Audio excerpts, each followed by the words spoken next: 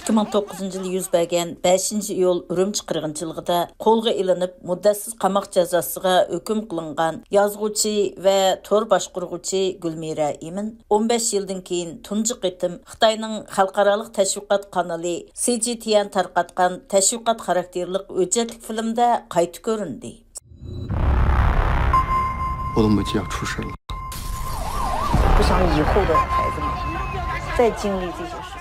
CGTN kanalının 5. iyul Ürümçi qırğınçılığı haqida işlegen zulmat qaplagan Ürümçi namlıq bu təşviqat filmida Xitoy hökuməti ayni vaqtda Ürümçide yüz bergen 5. iyul qırğınçılığını chet eldagi atalmış bölgünçi və terrorluq kuchları keltirib chiqarganligini ilgir surgan. Shunaqla bu vaqaning butkul javobgarligini Dünya Uyg'ur Qurultiyi boshchiligidagi chet eldagi Uyg'ur tashkilotlariga ortishga uringan. Halbuki tashqi dunyo bu film orqali tunji qitim 15 yildan beri hech qanday iz derki bo'lmagan 5. iyul tutquni Gulmira Iminning hayot ekanligi va turmada jazo muddati o'tayotganligidan xabar topgan bo'ldi. 热比亚的就是演讲起到了很大的一个推动这个事情的一个作用。他说了，我希望7岁到70岁的所有的维吾尔族人。 Xitoy ishlab tarqatgan bu tashqi tashviqot filmida 15 yillik turma hayotining tutqun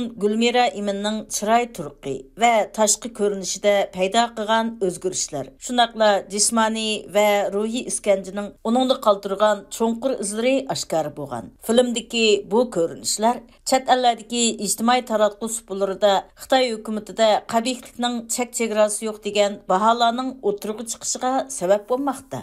Gulmira Imin Ürümçi 5. iyul qırğınçılığı yüz berib, uzun o'tmayla bölgünçilik, davlat maxfiyatligini oshkorlash va namoyishga qutratqulik qilish jinoyati bilan ayblanib, muddatsiz qamoq jazosiga hukm qilingan.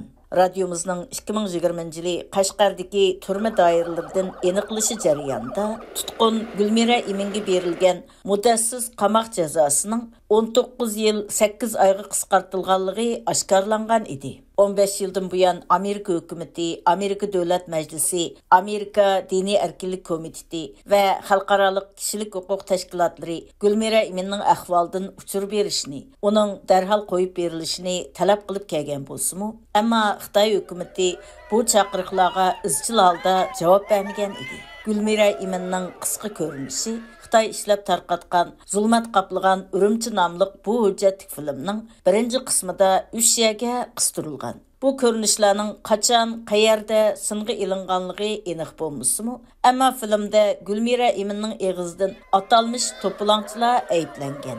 Chet eldagi bo'lgunchi kuchlarning 5. iyul voqeasining kelib chiqishida halqiliq rol o'ynaganligi bildirilgan. Halbuki bu filmni ko'rgan nurg'unlagan kishilar ijtimoiy taratqush suplarida inkas yesib, Gulmira Iminning turmada eg'ir iskanja ostida bu so'zlarni qilishga majbur bo'lganligini aytmoqda.